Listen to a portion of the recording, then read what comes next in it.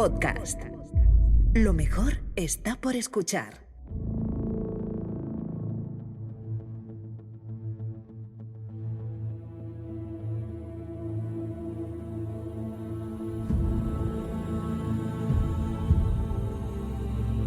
Roma lleva años en guerra. Las legiones se han desgastado y la extenuación empieza a hacer mella. Mientras los cónsules reparten sus zonas de influencia y las tropas son redistribuidas como cada año, un problema interno amenaza la estabilidad de la República. Las colonias latinas, agotadas por la constante sangría de hombres y recursos, deciden plantarse. 12 de ellas anuncian que no pueden seguir enviando ni recursos, ni soldados, ni nada. La reacción de los cónsules es inmediata y la tensión en Roma está a punto de explotar. Hoy asistirás a un pulso entre el Senado y las colonias, a la lucha de un sacerdote por un derecho olvidado y a la reorganización militar de una Roma que, a pesar de todo, sigue en pie. Dale Jesús, porque comenzamos. Te doy la bienvenida a Roma a Eterna. Roma a Eterna, una producción de Podium Podcast con Iván Martín.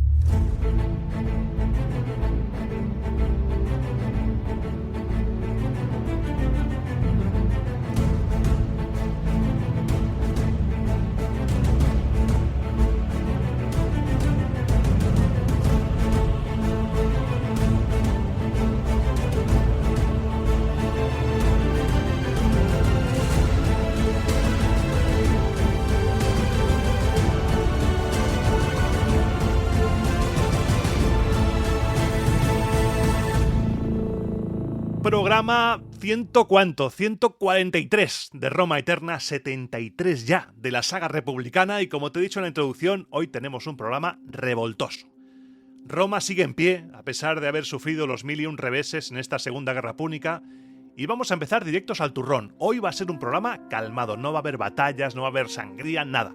Hoy vamos a hablar de política, de religión, de chanchullos, vamos allá. Estamos en el año 209 a.C., concretamente en las idus de marzo. Aquí empezamos hoy, día 15, fecha en la que entraron en funciones los cónsules de ese año. Quinto Fabio Máximo por quinta vez, 5 champions ya, y quinto Fulvio Flaco por cuarta. A ambos se les asignó Italia como provincia, pero con el mando en zonas repartidas al sur de la península, donde estaban los problemas ahora. Fabio se quedó en la zona de Tarento y Fulvio en la Lucania y el Brucio. Y como cada año, aparte de entrar en acción los nuevos cónsules, también se reparten cual crupieres los destinos y funciones entre el resto de altos magistrados. Hagan juego, señores. Empezamos con Marco Claudio Marcelo, al que se le prorrogó el mandato un año más para perseguir a Aníbal, recuerda del programa anterior. Cayo Hostilio Túbulo fue pretor urbano. Lucio Veturio Filón, pretor para extranjeros y la Galia. Pretor en Capua fue Tito Quincio Crispino y en Cerdeña Cayo Aurunculeio. El reparto de tropas, como si esto fuera un videojuego de estrategia, un ROM Total War con las figuritas, fue el siguiente. El cónsul Quinto Fulvio Flaco tendría las 2 legiones que había en Sicilia, para el otro cónsul las 2 que estaban en Etruria, y como no te quiero matar entre nombres y repartos de tropas, te mencionaré solo un movimiento y que es muy llamativo. A Marco Valerio Levino, el de Agrigento, el que fue cónsul el año anterior, al que mandaron a Roma para hacer las elecciones y tal, a ese, y a Lucio Cincio Alimento, que era su número 2, les fueron asignadas las legiones de Cannas, pero, ojo ahí, con instrucciones de completar las filas de esas legiones con soldados supervivientes de las legiones de Gneo Fulvio Centumalo, el que fue derrotado por Aníbal en Herdonia, en el programa anterior de la República. La derrota se paga cara, porque además no solamente se les envió allí como castigo, sino que se les obligó a servir en las mismas condiciones ignominiosas, lamentables, en que servían las legiones canenses. El Senado los envió allí como represalia por haber huido.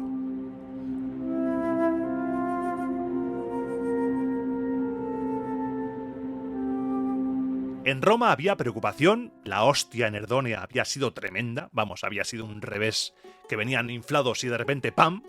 Pero como esto es Roma, y aquí no tenemos un segundo para aburrirnos, en medio de todo este clima de tensión volvieron a surgir los viejos fantasmas según las fuentes, pero que nunca habían desaparecido del todo. Vuelve a quedar patente el enfrentamiento entre patricios y plebeyos. Hacía falta un nuevo Curión Máximo, porque Marco Emilio Papo, ese grande Emilio Papo, había abandonado la partida y los patricios bloquearon la candidatura del único plebeyo que se había presentado a la elección. Bloquearon la candidatura de Cayo Mamilio Atelo. La bloquearon porque decían que ningún plebeyo había ejercido antes ese cargo, por lo que, ya sabes tú, Roma, la tradición, Roma se rompe, los dioses nos van a matar y bronca, mucha bronca. El asunto, eso sí, se resolvió rápido. Las fuentes no entran en mucho detalle. Este señor acabó apelando a los tribunos de la plebe, que le pasaron la pelota al Senado, el Senado a su vez se la pasó al pueblo y el pueblo dijo que, efectivamente, Cayo Mamilio Atelo iba a ser el primer plebeyo elegido Curión Máximo en toda la historia de Roma. Pero no todo el mundo quería ser elegido para cargos o para sacerdocios. ¿Recuerdas la historia de Numa, del segundo rey de Roma?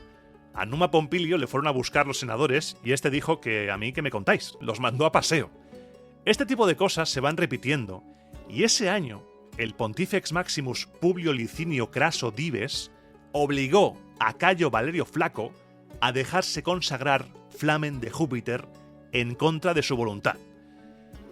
Y aquí vamos a hacer una pausa. ¿Por qué Cayo Valerio Flaco no querría ser Flamen Dialis, Flamen de Júpiter?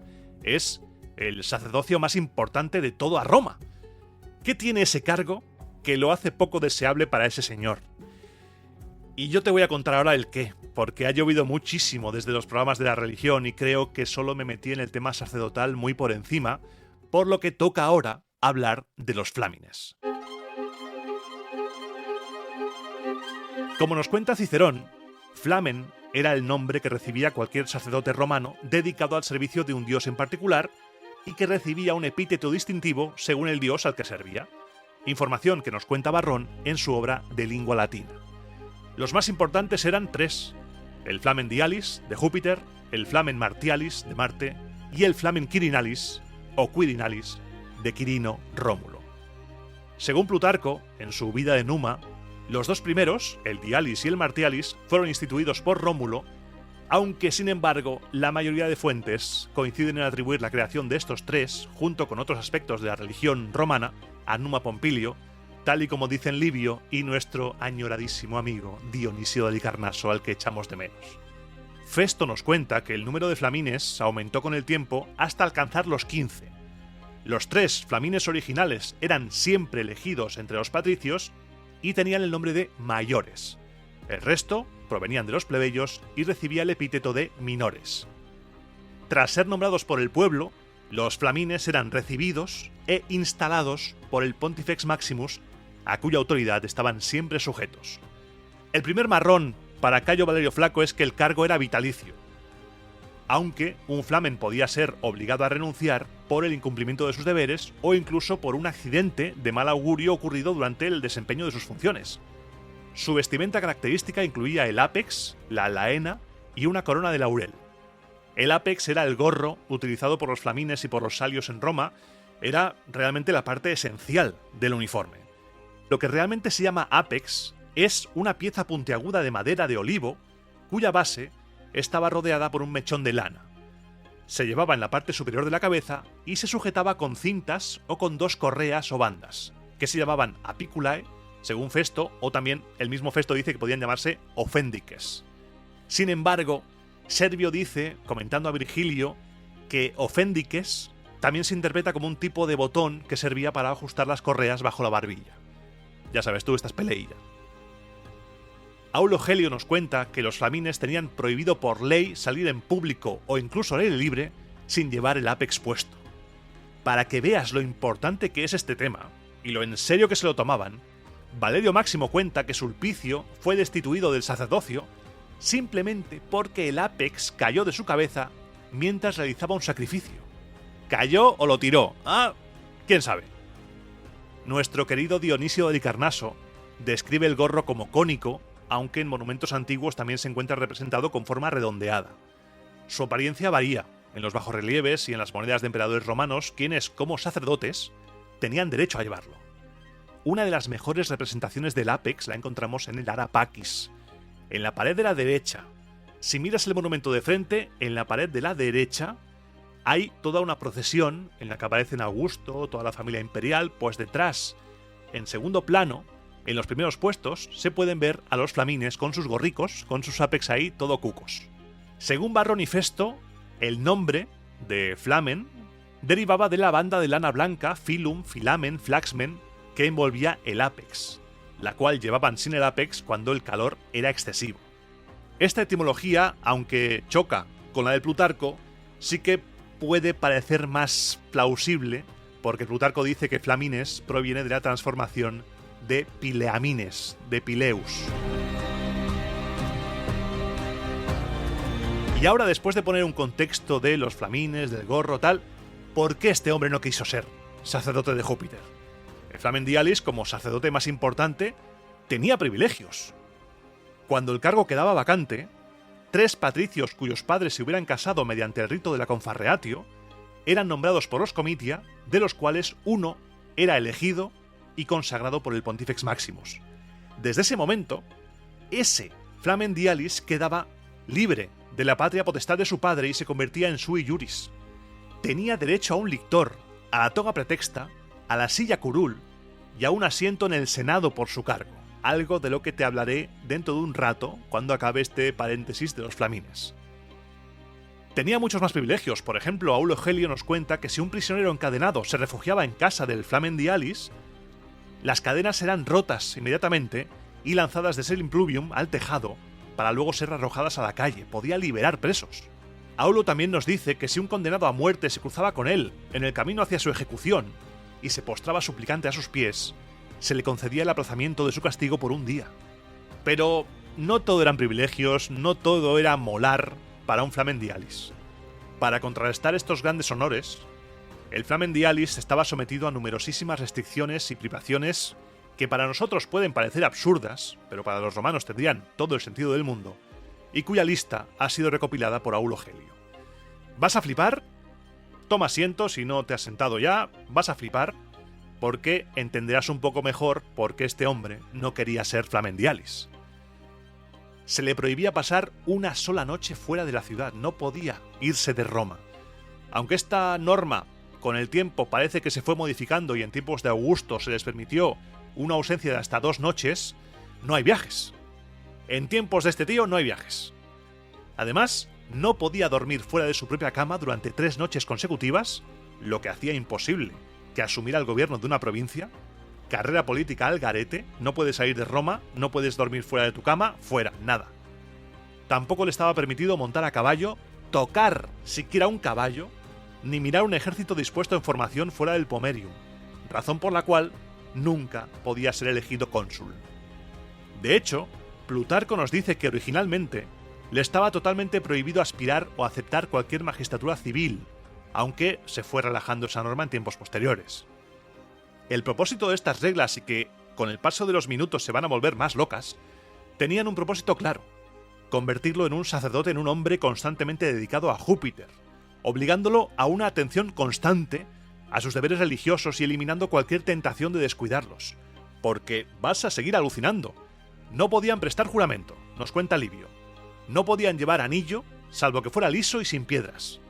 No podían desnudarse al aire libre, ni salir sin su apex.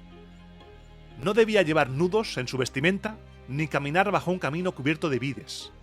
No podía tocar harina, levadura ni pan fermentado, ni tampoco podía tocar un cadáver.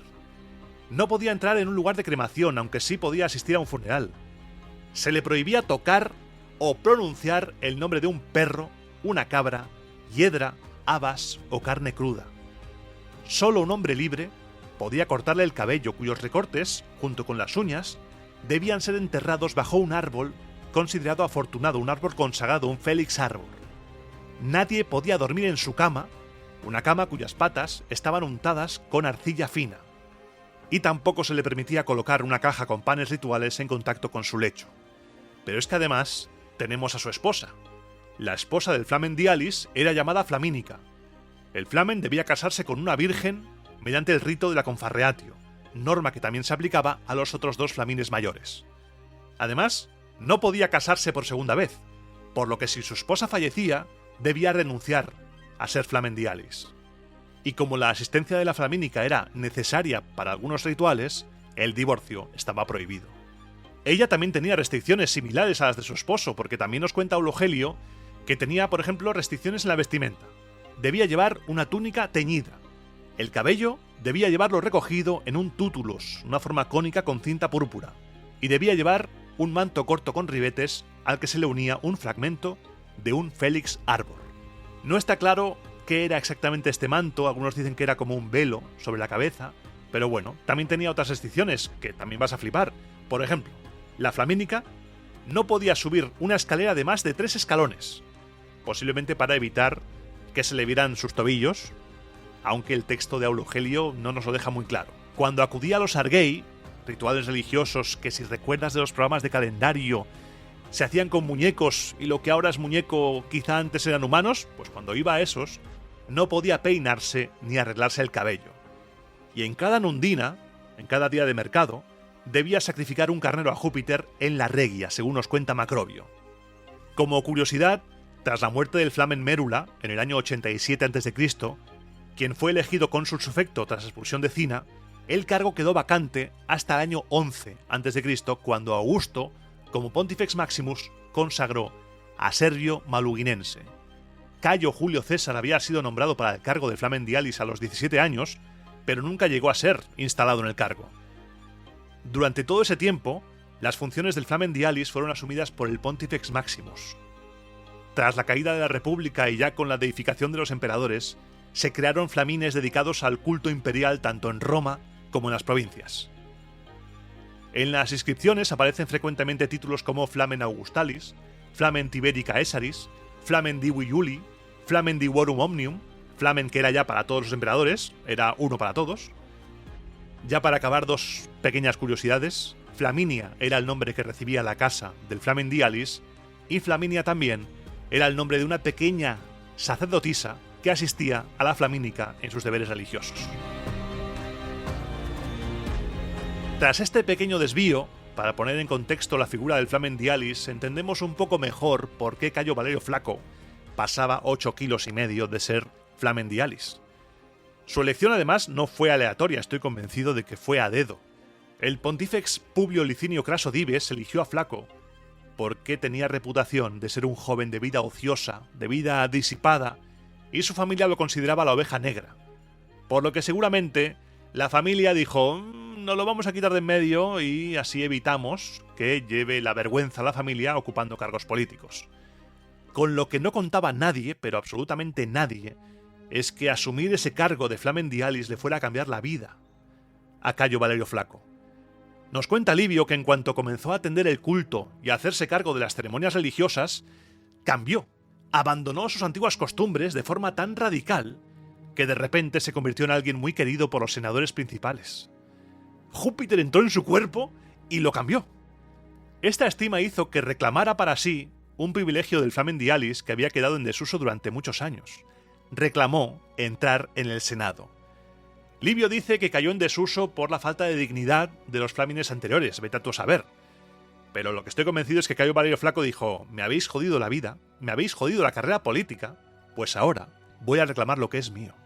Y ni corto ni perezoso entró en la curia, pero el pretor Publio Licinio Craso, que era el mismo que le nombró, le echó con cajas destempladas y no le quedó más remedio a este hombre, a este Cayo Valerio Flaco, que apelar a los tribunos de la plebe. El Flamen reivindicaba el antiguo derecho del Flamen Dialis a entrar en el Senado.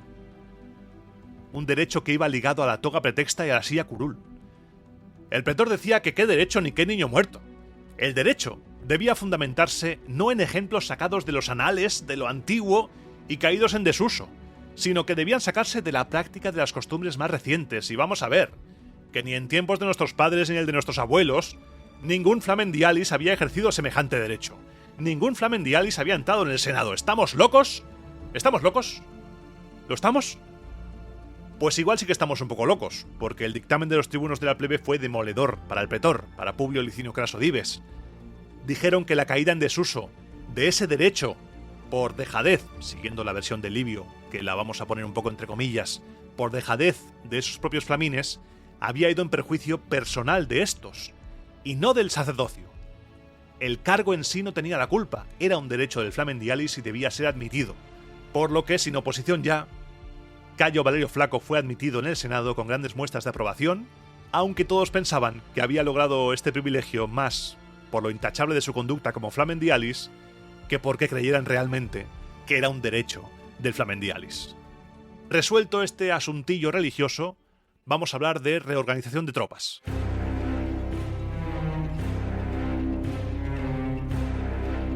Los cónsules reforzaron los ejércitos alistando 2 legiones urbanas.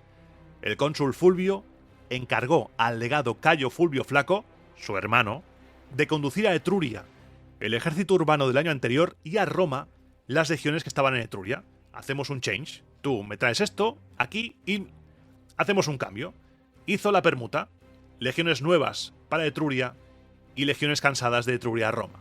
Por su parte, el cónsul Fabio encargó a su hijo, a Quinto Máximo, que llevara a Sicilia al procónsul Marco Valerio Levino esas tropas que iban a ser castigadas, los supervivientes que se habían conseguido reunir de las tropas de Fulvio del desastre de Erdónea, que eran 4.344, madre mía la precisión, ni uno más ni uno menos, y recibir de él a su vez 2 legiones y 30 quinquerremes.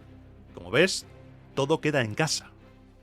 La retirada de la isla de estas 2 legiones no disminuyó en fuerzas reales ni aparentes las defensas de aquella provincia, pues aparte de las 2 antiguas legiones, considerablemente reforzadas ahora, contaban además los romanos con un gran número de desertores númidas de infantería y caballería, y también se alistó como soldados a los sicilianos que habían militado en el ejército de Epícides.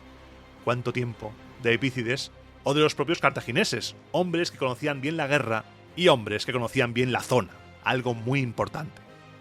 El procónsul, Valerio Levino, incorporó estas tropas auxiliares extranjeras a cada una de las legiones, manteniendo formalmente 2 ejércitos. Con uno de ellos, encargó a Lucio Cincio la defensa de una parte de la isla, la que había ocupado anteriormente el reino de Hierón, y con el otro ejército, él mismo personalmente se encargaba de defender el resto de la isla, separada en otro tiempo por los límites entre el dominio romano y el dominio cartaginés. Además, había distribuido la flota de tal manera que las 70 naves que tenía protegían la costa en toda la extensión, rodeaban Sicilia. Y él iba recorriendo la provincia con la caballería de Mútines, ese gran personaje Mútines, para inspeccionar personalmente. Él iba mirando los campos, tomando nota de cuáles estaban cultivados, cuáles estaban sin cultivar, con el fin de felicitar o castigar, según el caso, a los propietarios. Recuerda lo que dijo Marco Valerio Levino, que Sicilia debía producir. Y gracias a esta vigilancia, se produjo trigo suficiente como para enviar a Roma y además almacenarlo en Catania, a fin de que pudiese abastecerse de allí al ejército que iba a pasar el verano acampado cerca de Tarento. Pero los soldados deportados a Sicilia, la mayoría de ellos de la Confederación Latina y de pueblos aliados, estuvieron a punto de provocar una grave revuelta. Porque está muy bien, Iván, cuéntame que hay 4.000 tal que los mueven, pero ¿qué piensan? ¿Qué pasa? ¿No pasa nada? ¿Las legiones canenses, por ejemplo, están ahí tranquilamente y no hacen nada? Pues ahora sí. Comenzaron a oírse quejas en las reuniones de latinos y aliados porque llevaban 9 años de guerra continua. 9 años con la sangría de levas, dinero para la paga del ejército, 9 años arruinándose. Casi todos los años, se oía comentar, sufrimos un grave revés en el campo de batalla. Unos mueren en el frente, a otros se los lleva la enfermedad. Perdemos más ciudadanos cuando somos movilizados por los romanos que cuando caemos presos de los cartagineses. Pues los púnicos, por lo menos, nos devuelven gratis a nuestra patria, mientras que los romanos, ¿qué? ¿Qué? Los romanos los deportan fuera de Italia, al exilio más que al servicio militar. Allí se hacen viejos desde hacía ya 7 años los soldados de Cannas, miradlos ahí. Morirán antes que el enemigo, en estos momentos más fuerte que nunca, salga de Italia. Si los soldados antiguos no regresan a la patria y se reclutan otros nuevos, en poco tiempo no quedará nadie. Es preciso negarle al pueblo romano lo que la propia realidad le va a negar en breve, antes de vernos reducidos a una absoluta carencia de población y de recursos. Si los romanos ven a todos sus aliados de acuerdo y unidos en este punto, con toda seguridad pensarán en llegar a un acuerdo de paz con los cartagineses. En caso contrario, mientras Aníbal esté vivo, Italia estará siempre en guerra. Esto se decía en las reuniones. Este sentimiento de o paramos la guerra o nos hundimos se estaba propagando entre todos los auxiliares romanos, entre todos los soldados extranjeros para Roma, que soportaban los rigores y desastres de la guerra tanto o más que los propios romanos. En esa época había 30 colonias romanas. Todas tenían delegaciones en Roma y 12 de ellas dieron un paso al frente y dijeron a los cónsules que no tenían ya de dónde sacar ni soldados ni recursos. Árdea, Nepete, Sutrio, Alba, Carséolos, Sora, Suesa, Circellos, Secia, Cales, Narnia e Interamna dijeron a Roma: no, hasta aquí. Los cónsules se quedaron sorprendidos ante la inesperada actitud de estas 12 colonias y optaron por lidiar con esto tirando de navaja. Pensaron que adelantarían más con amenazas y con recriminaciones que tratándolos con suavidad y comprensión. Habéis tenido la osadía de decirnos a nosotros, los cónsules, algo que nosotros mismos jamás repetiríamos ante el Senado, pues esto que planteáis no es una negativa a cumplir con vuestras obligaciones, es una rebelión declarada contra el pueblo romano. Os aconsejamos que volváis a vuestras colonias y tratéis el asunto con vuestros conciudadanos como si se plantease la cuestión por primera vez, y como si no se hubiera tomado ninguna decisión sobre un delito tan grave. Recordad a todos vuestros conciudadanos, por si se han olvidado, que no son campanos, no son tarentinos, son romanos, oriundos de Roma, enviados desde Roma a las colonias, al territorio conquistado militarmente, para hacer más grande su estirpe. No es un acuerdo lo que nos une, es la obligación. La obligación con los romanos, como los hijos con sus padres, si es que les queda algún afecto filial, en recuerdo de su antigua patria. Volved a debatir la cuestión en vuestras ciudades. Volved y pensadlo bien. Pues lo que de forma precipitada habéis planteado no es traicionar al imperio de los romanos. Lo que habéis planteado es entregarle a Aníbal la victoria. A pesar de que durante largo tiempo, primero un cónsul y después el otro argumentaron en este sentido jugando a la táctica de poli malo, poli peor, los delegados dijeron que no. Se mantuvieron en sus 13, dijeron que no tenían nada que volver a consultar, ni a comunicar. Que no había soldados, no había nada, no había recursos para aportar a la paga, la cosa se estaba calentando por momentos. Y viéndolos empecinados, los cónsules decidieron trasladar el asunto al Senado, donde cundió el pánico de tal forma que una gran parte de sus miembros decían que el imperio se había acabado, que Roma ya game over. Las demás colonias harían otro tanto, todo se vendría abajo, los aliados se irían y todos le darían la victoria a Aníbal. Los cónsules trataban de animar y de confortar al Senado. Decían que las otras colonias, seguro, que se mantendrían fieles a su antiguo deber, y que incluso aquellas que habían faltado a él tendrían respeto al imperio si se enviaban delegados a dichas colonias, no a suplicar, sino a amenazar. Seguían pensando que la navaja funcionaría mucho mejor. El Senado entonces, movido por esa desesperación, autorizó a los cónsules a tomar cualquier medida que estimasen conformes a los intereses de la República, y después de sondear, así en plan a ver qué pasa, la actitud de las otras colonias, de las otras 18, citaron a sus delegados a Roma y les preguntaron: ¿tenéis listos los soldados conforme a nuestro acuerdo? Marcos Extilio Fregelano respondió en nombre de las 18 colonias que no solo estaban todos preparados, sino que además suministrarían más si fuese necesario y que pondrían todo su empeño en hacer cualquier otra cosa que ordenase y quisiese el pueblo romano, que para ello no les faltaban recursos y les sobraba voluntad.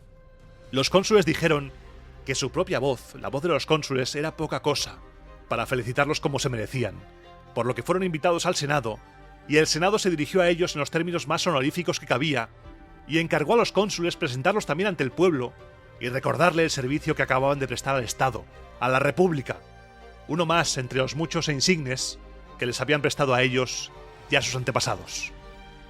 Las 18 colonias que se mantuvieron leales fueron Signia, Norba, Satícula, Fregelas, Luceria, Venusia, Brundisio, Adria, Firmo y Arimino, Poncias, Pesto, Cosa, Benevento, Esernia, Spoleto, la actual Placencia y Cremona.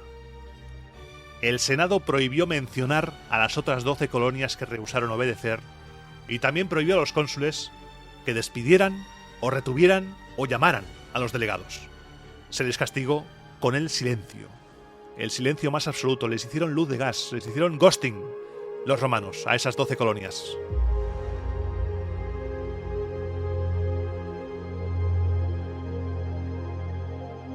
la cosa estaba complicada. Aunque las fuentes aquí no digan nada más, Tito Livio se queda aquí, sí que es verdad que lo que pasa ahora es determinante para hacernos una idea de lo mal que andaba Roma en ese momento. Porque mientras los cónsules hacían preparativos necesarios para la guerra, para reunir tropas, a pesar de esas 12 negativas, se acordó sacar el oro de las vicésimas que se guardaba en la parte más intocable del tesoro público. Era una parte del tesoro que solo se usaba para casos extremos. La vicésima era el impuesto del 5% que se pagaba en las manumisiones de esclavos, y se guardaba en el Aerarium Sanctius para casos de emergencia grave. Y aunque las fuentes aquí digan no, se sacó dinero y punto, si se saca dinero de aquí es que la cosa está realmente complicada. Se sacaron cerca de 4.000 libras de oro. De ellas se les dieron 500 a cada uno de los cónsules y de los procónsules, y al pretor Lucio Veturio, que estaba en la provincia de la Galia.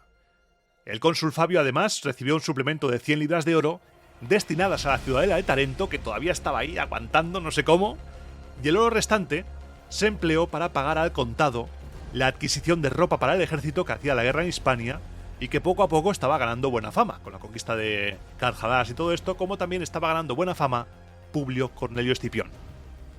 Se acordó también expiar toda una serie de portentos que habían ocurrido durante esos días, antes de que los cónsules marcharan a Roma. En el Monte Albano, por ejemplo, habían sido alcanzados por un rayo, una estatua de Júpiter y un árbol próximo al templo. También contaban algunos que el agua del lago Albano había manado teñida de sangre. Hay quien dice que no es un lago sino que es una fuente. Bueno, y que en Roma, en el interior del santuario del Templo de la Buena Fortuna, una estatuilla de la corona de la diosa se le había caído, por sí sola, desde la cabeza a la mano. En Priverno se había constatado con testigos y con, de todo, que había hablado un buey, y que un buitre había ido a posarse sobre una tienda cuando el foro estaba lleno de gente. Y en Sinuesa nació una criatura de sexo ambiguo, mitad masculino y mitad femenino. También se dijo que había llovido leche, y además que había nacido un niño con cabeza de elefante. Estos portentos alucinantes fueron expiados con víctimas mayores y se decretó un día de rogativas y súplicas en todos los altares de Roma. También se decretó que el pretor Cayo Hostilio prometiese con voto y celebrase los Juegos Apolinares como se había hecho en aquellos últimos años. Unos juegos de los que te he hablado poco porque tampoco he hecho aún una serie de programas dedicados a los juegos. Los Ludi Apolinares fueron instituidos en Roma durante estos años de la Segunda Guerra Púnica, 4 años después de la batalla de Cannas, en el año 212, por orden de un oráculo contenido en los Carmina Marciana, los libros del antiguo vidente Marcio, del cual ya hablamos. Algunos anales antiguos afirmaban que estos juegos fueron creados para obtener de Apolo la protección de la vida humana durante el verano. Sin embargo, Livio y Macrobio siguen la versión que dice que estos Ludi Apolinares se establecieron tanto para obtener la ayuda de Apolo en la expulsión de los cartagineses de Italia, como para proteger a la República de todos los peligros con el favor del dios. El oráculo indicaba que los juegos debían celebrarse cada año, bajo la supervisión del Praetor Urbanus, y que 10 hombres debían realizar sacrificios conforme a los ritos griegos. El Senado, siguiendo el consejo del oráculo, emitió 2 senatus consulta. Uno decía que al finalizar los juegos el pretor recibiría 12.000 ases para cubrir los gastos de las solemnidades y los sacrificios, y el otro decía que los 10 hombres debían ofrecer a Apolo, según los ritos griegos, un toro con cuernos dorados y 2 cabras blancas, también con cuernos dorados, y a Latona, una novilla con cuernos dorados.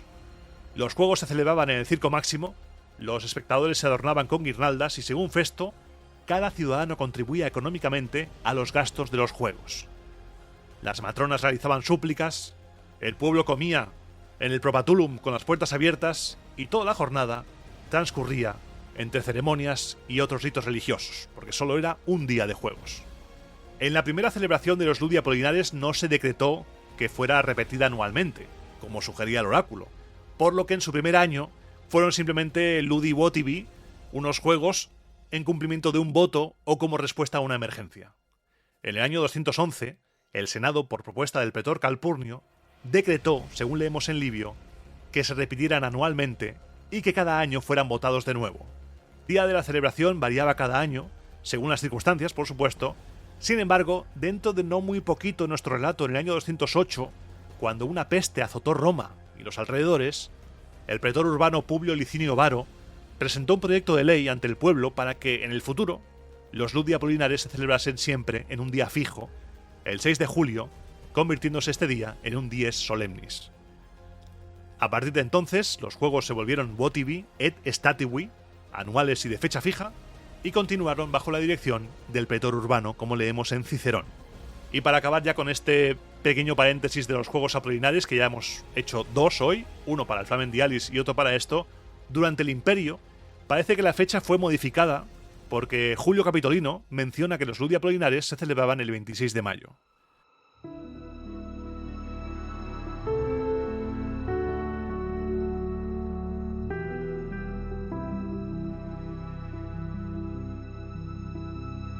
Y ya de nuevo en el relato, por aquellos días en los que pasaba todo esto, el cónsul Quinto Fulvio convocó los comicios para elegir censores.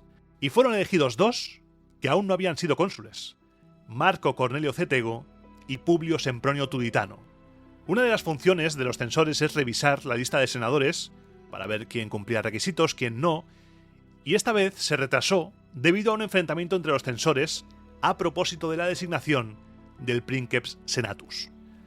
Le correspondía a Publio Sempronio Tuditano hacer el nombramiento, pero Cornelio Cetego decía que se debía seguir la costumbre que venía de los antepasados y nombrar Princeps Senatus al más antiguo de los extensores vivos, y este era Tito Manlio Torquato. Sempronio decía que eso era una tontería.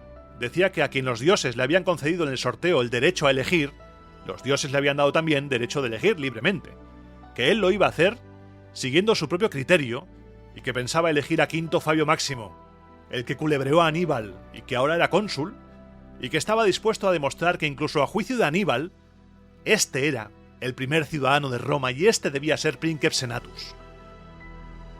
Después de un largo debate con insultos de por medio y menciones a las familias, algo que siempre es de agradecer acordarse de la familia, y como viene siendo costumbre este tipo de cosas, su colega acabó cediendo. Cornelio Cetego dijo que se rendía, y Sempronio eligió como Princeps Senatus al cónsul Quinto Fabio Máximo. El título de Princeps Senatus era muy antiguo, se remontaba a tiempos monárquicos, y esa persona hacía lo mismo que un pretor urbano. Y ya en tiempos de la República, ambos cargos se habían separado. Pero aunque Zonaras diga que no había ventajas reales, yo creo que sí tenía. Alguna ventaja política por lo menos tenía, o de influencia. Ten en cuenta que el magistrado que presidía abría la sesión, y los senadores se sentaban siguiendo un orden muy concreto. Primero el Princeps Senatus, después consulares, censori, praetori, aedilici, tribunici y quaestori. Por tanto, es natural que se les pidiese su opinión y votasen en el mismo orden. Cicerón en una de sus Filípicas dice: «Suo loco sententiam dicere», por lo que su opinión podía tener más peso a la hora de condicionar el debate, a la hora de opinar, ser el primero podía condicionar a muchos.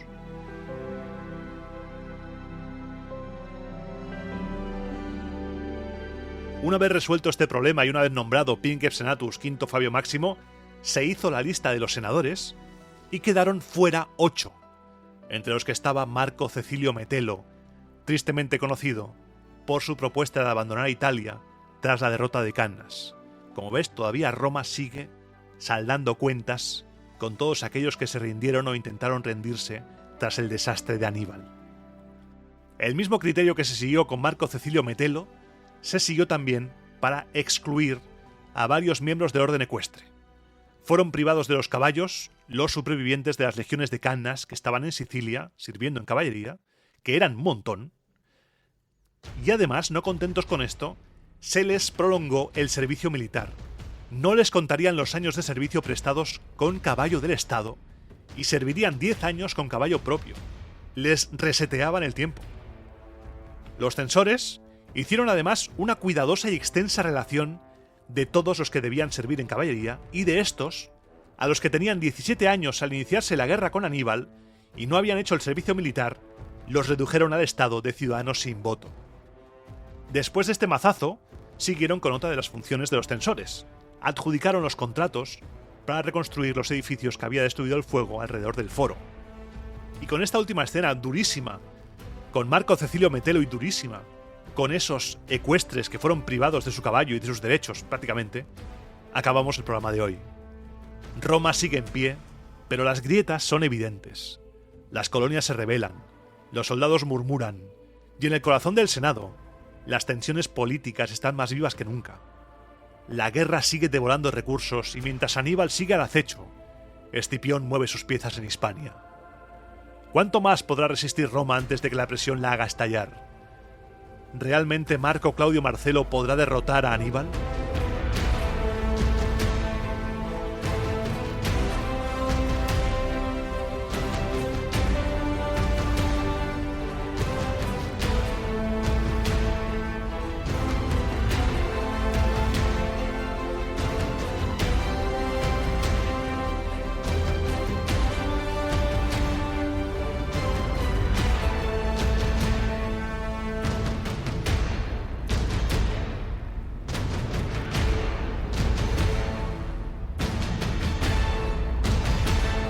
Y ahora comienza la sección sin música, la sección que no tiene guión y la sección en la que empiezo siempre bebiendo agua porque tengo la garganta seca. Un momento, por favor. Ahora estoy contigo.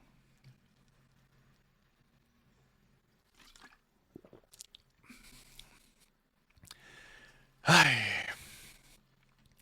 Programa hoy de relax, ¿eh? Programa hoy sin guerra, sin batallas, con estas cosillas políticas, conspiraciones por aquí, por allá, enfrentamientos. Un programa que de vez en cuando también apetece, no tanta guerra, tanta batalla y más ruido político. El tema del Flamen Dialis, el tema de el final de los censores, no veas, ¿eh? Vaya hachazo le metieron estos dos. Ay, muchas gracias por llegar hasta aquí. Esta sección, si es la primera vez que escuchas Roma Eterna, esta sección me relajo del todo y te cuento mi vida. Hablamos del programa y te cuento mis cosas sin ningún tipo de guión. Gracias por llegar hasta aquí, gracias por escucharme una semana más, gracias por tu apoyo, muchas gracias, de verdad. Está siendo un viaje apasionante. La República está en un punto ahora mismo tremendo. La Eneida, el otro día con el libro sexto, fue duro, te lo tengo que decir. Fue duro para mí leer la Eneida porque en ese libro sexto se encuentra con su padre en el Elíseo y tener que interpretarlo y demás fue como un choque. Que yo estoy bien ya, estoy superando ya lo de mi padre y queda ya lo bonito, los recuerdos bonitos y no tanto ya dolor ni tristeza, aunque siempre quedará eso.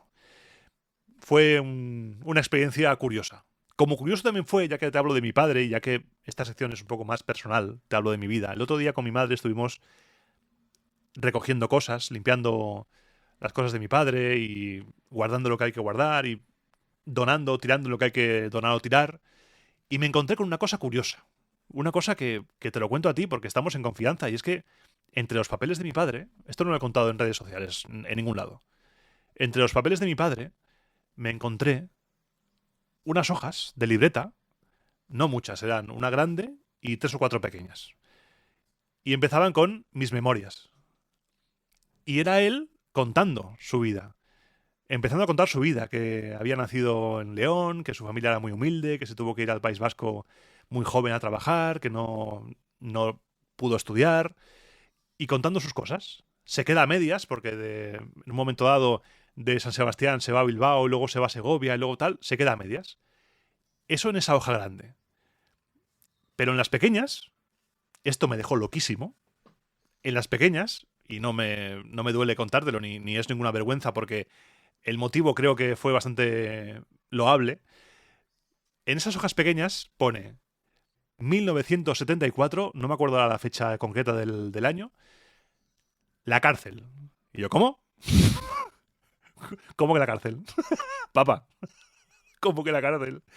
Y cuenta, de una manera súper graciosa, porque me hace mucha gracia, que va a Bilbao y dice, ¿y cuál fue mi sorpresa? Porque fue a la comisaría a hacer unos papeles.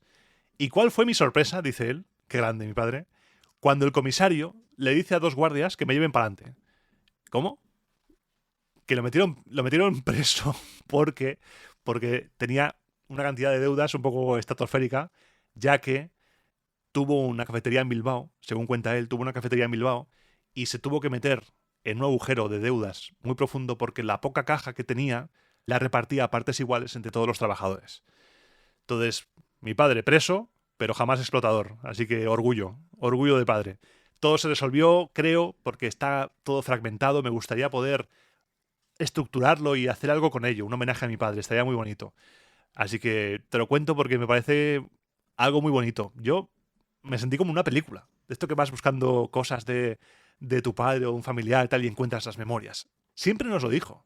Siempre dijo que estaba escribiendo unas memorias, pero como mi padre nunca fue una persona de escribir ni de leer, nunca fue una persona de esto que dices, puede que estuviera escribiendo, no. No, nunca fue una persona de ello. Y otra cosa que encontré también, esto ya es fruto de que es un hombre de su época, mi padre nació en el 47, León, tal cual, mi padre siempre nos dijo que había sido aprendiz de torero. Y otra cosa que nunca le creímos. Y encontramos su cartilla de aprendiz de torero. Se ve que había cartilla de esto.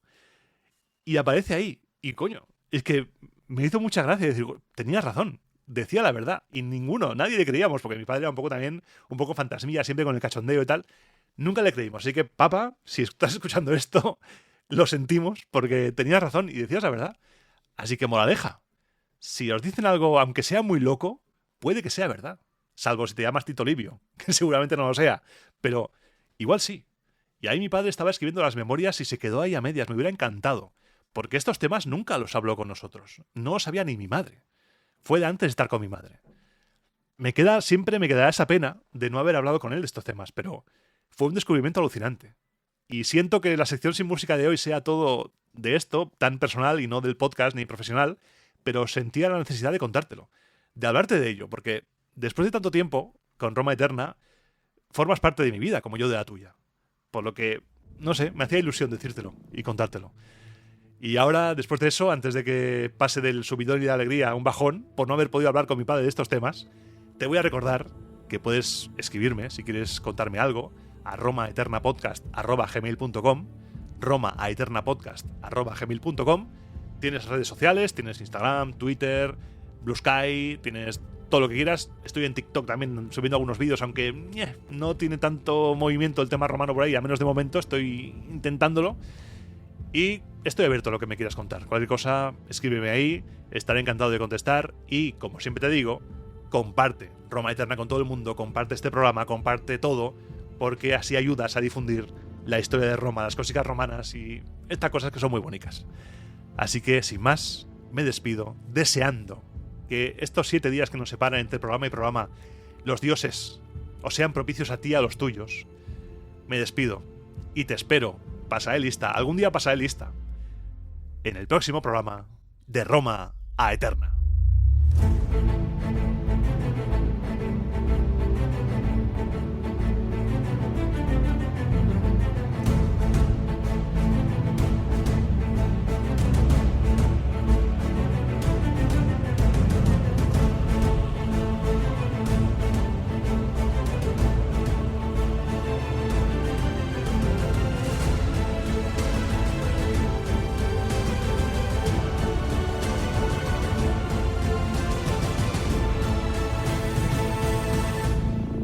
Y los detalles más jugosos del tema de la cárcel de mi padre te los cuento aquí, para ya después de la música, para la gente que es leal.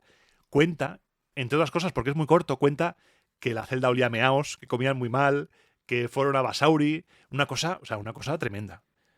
No sé qué hacer con ello, pero creo que es muy, muy interesante y quizá, no sé, digitalizarlo, eso sí, lo primero, digitalizarlo para mantenerlo. Pero no sé, algo hay que hacer con eso, un relato o algo, un homenaje, no sé. Te leo en los correos si quieres, mándame un mail si tienes alguna idea. Ahora sí que me despido, te mando un fuerte abrazo y te espero en el siguiente. A ti sí que pasa de lista, ¿eh? Vamos, a ti sí. Un abrazo, adiós.